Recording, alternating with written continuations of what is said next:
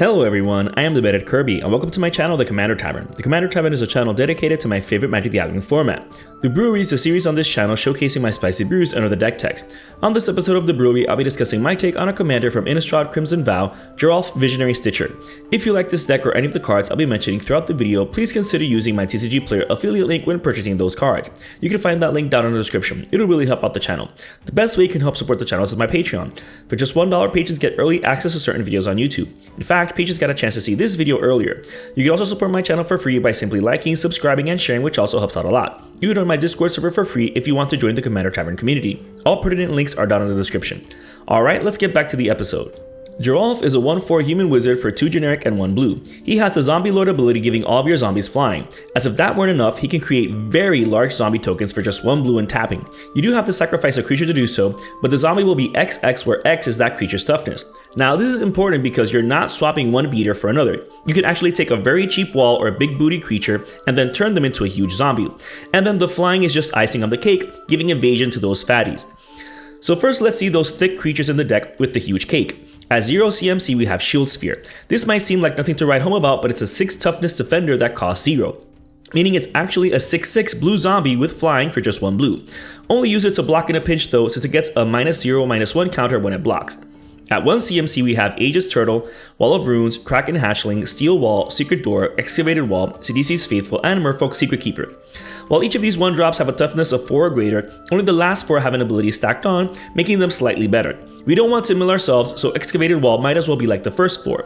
However, the other 3 are useful enough where we can use their abilities whenever necessary. For 1 mana we can disrupt with the Merfolk by sending it on an adventure first, and then casting it later on for another blue mana. It's expensive to venture with Secret Door, but we can go through any dungeon we want if we have leftover mana, especially since Lost Mine of Phandelver and Dungeon of the Mad Mage have so many useful rooms. It's a shame that Kiora Tide's Fury is a digitally exclusive card.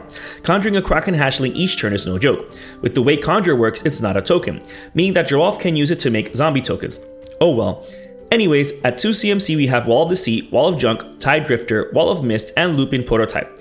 Obviously, Wall of Junk is the better of these since it's got a whopping 7 toughness for just 2 generic mana. But Tide Drifter comes at a close second since it'll pump our colorless creatures' toughness. The deck has 13 other colorless creatures, which might not seem like a lot, but either way, it fills the bill for the deck regardless since it's a big booty creature for less than 3 mana. Thanks to these creatures, we can very easily play on curve until we cast Gerolf on turn 3 or earlier. Capping the curve at 3 CMC, we have Glacial Wall, Hover Barrier, Wall of Frost, and Phyrexian Soul Gorger.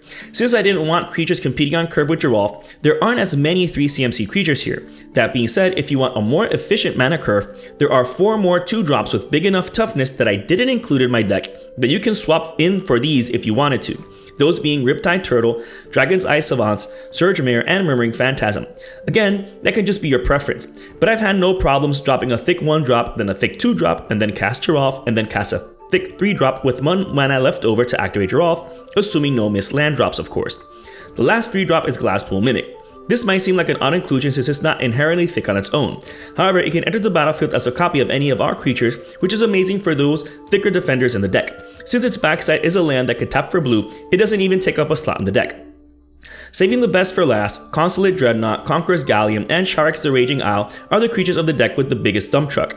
The vehicles need to be crewed first, but you can very easily crew them with the smaller of the huge zombie tokens, and then you can sacrifice the vehicle for a much more massive beater. Sharex is just stupid good here. It even plays on curves so you can cast it after Gerolf, and then you can make a whopping 17/17 flyer at minimum.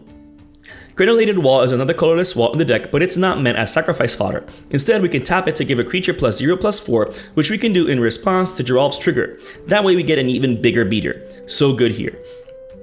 However, Grenolated Wall and Tide Drifter isn't the only way we can get bigger zombies. The deck's also running Bloodline Pretender, Metallic Mimic, and Adaptive Automaton, which are even more colorless creatures. Granted, these will only affect our zombie creatures, which are mostly going to be the zombie tokens created by Gerolf, since the deck doesn't have a lot of zombies. In fact, it only has 3 more apart from these.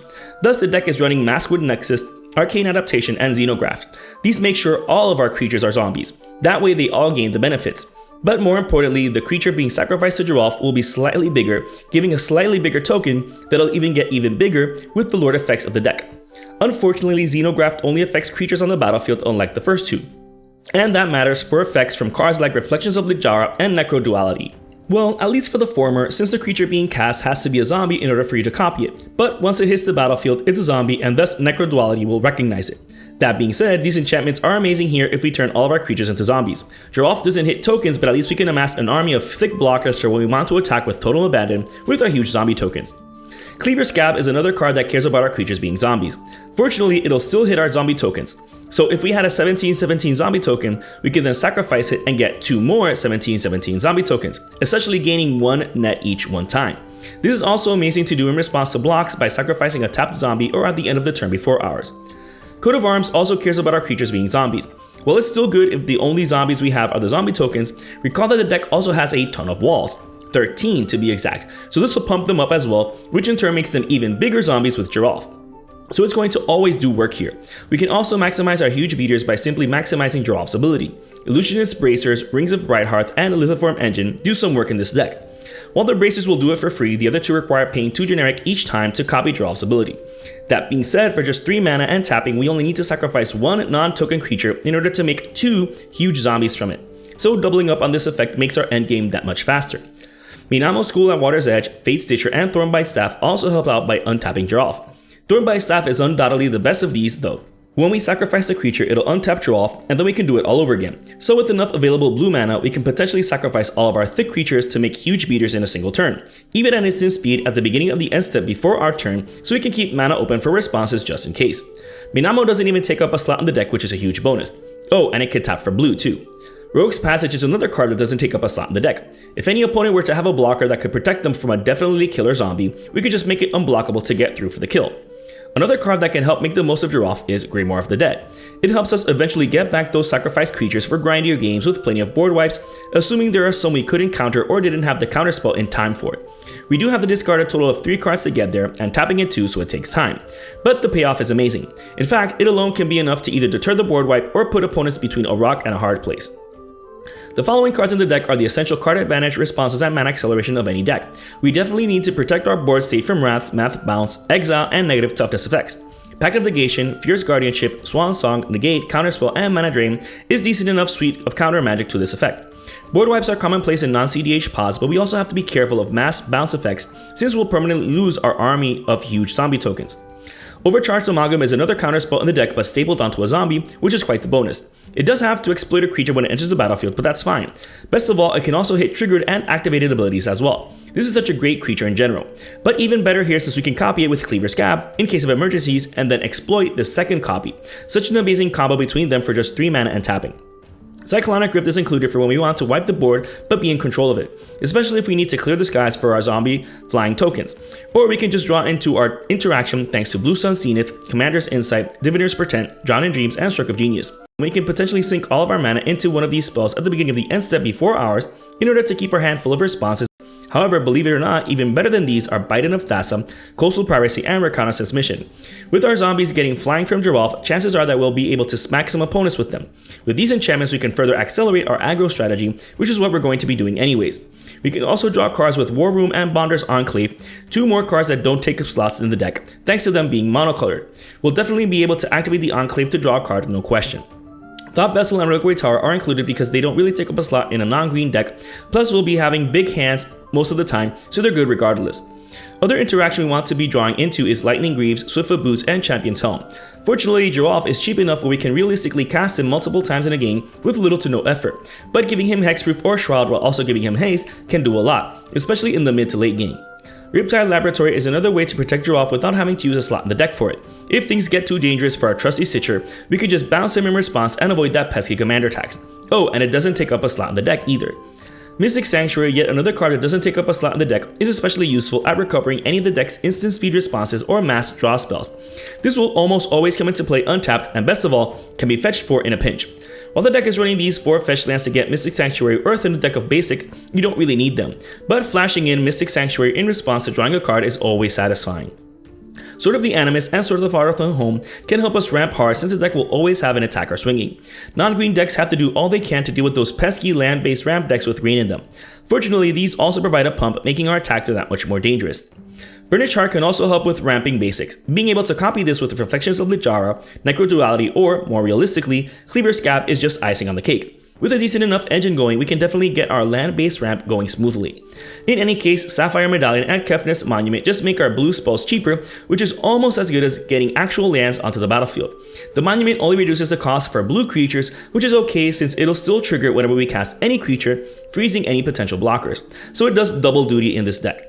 Soul Ring and Mana Crypt are enough mana rocks for the deck considering we can ramp for actual basics as well as reduce costs. That and the curve of the deck is pretty low anyways. They also help activate Nykthos Shrine to Nyx. While the devotion to blue can potentially get really high with this deck, keep in mind that those zombie tokens won't add to your devotion, so keep that in mind. But so long as it taps down for more than 3 blue mana, it's good. Ancient Tombs, Soldevi Excavations, and Coral Atoll can help activate Nykthos, but also help accelerate the deck without taking up slots in it. No need to worry about the Excavations or Atoll since the deck's running 19 basic islands as well as Mystic Sanctuary. And as with all of my deck techs, you don't need to run the more expensive mana acceleration pieces like Mana Crypt, Ancient Tomb, Fetch Lands, etc. You can easily swap them out and the deck will still run well enough. This brew is just an idea of how to build around Gerolf Visionary Stitcher. What I love most about Gerolf is that you can build a very low budget deck if you wanted to. You can save money excluding all the tribal cards since you're not really running any zombie creatures per se. You're simply using Gerolf to create huge zombies.